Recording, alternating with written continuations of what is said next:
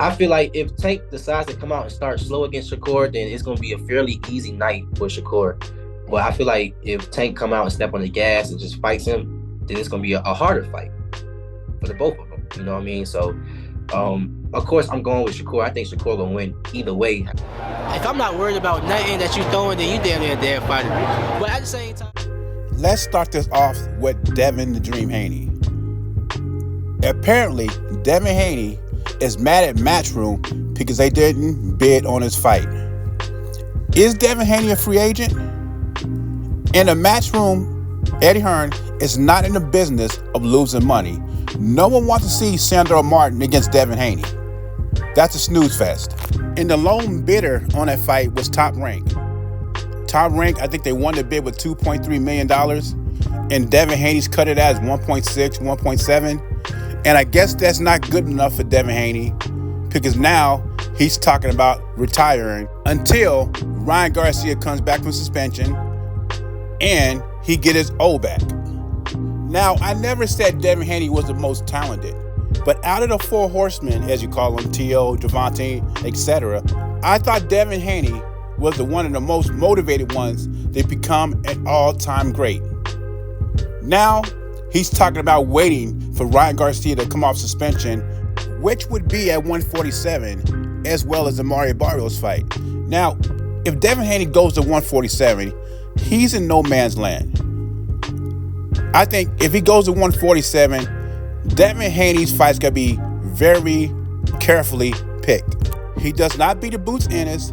He does not beat a Ken Norman Jr. So it's going to be very interesting what Devin Haney decides. Me personally, I think he should stay at 140. But we shall see if he decides to fight Sandro Martin or go on a long vacation and wait for Ryan Garcia.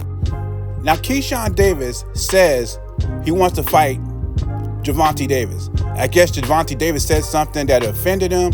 He said he sparred Gervonta Davis twice. And I know this Generation Z, they're really heavy into sparring instead of real fights or Twitter wars. But he says, I had no problem with the midget. Now, my personal opinion, I don't think Keyshawn Davis is ready for a Teofimo Lopez. I don't think he's ready for Gervonta Davis. I think he's still developing, but I do like what I see. Now, when it comes to Shakur Stevenson and Gervonta Davis, I had this a 50-50 fight. Keyshawn thinks Shakur will have an easy night with Gervonta Davis because he's a slow starter, and he believes he will not get those rounds back, and he will not knock out Shakur Stevenson, which means an easy decision victory for Shakur Stevenson. Now, let me correct myself. I had this as a 50-50 fight before the De Los Santos fight. Shakur Stevenson showed me that a big puncher can interrupt this game. Now, we'll see what he does July 6th. I expect a better performance from him. But De Los Santos, and there's another guy, I forgot his name, it's the top of my head, that he fought, and he was reluctant to fight his fight. With Gervonta Davis' high boxing IQ, and I criticize Gervonta Davis on his opponents, but Gervonta Davis has elite skills, and he has a high boxing IQ.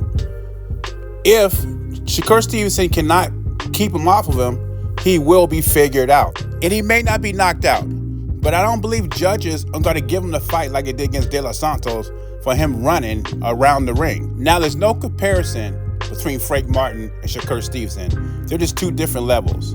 But for me, I think Shakur Stevenson has all the tools to win this fight, but he's going to have to get his pound of flesh. On top of controlling distance and his defense and his great jab, he's going to have to be 100% Shakur Stevenson and then some to beat Gervonta Davis that night. Anyway, leave your thoughts and comments below. What do you think about Keyshawn Davis' comments? Jay Beezy, I'm gone.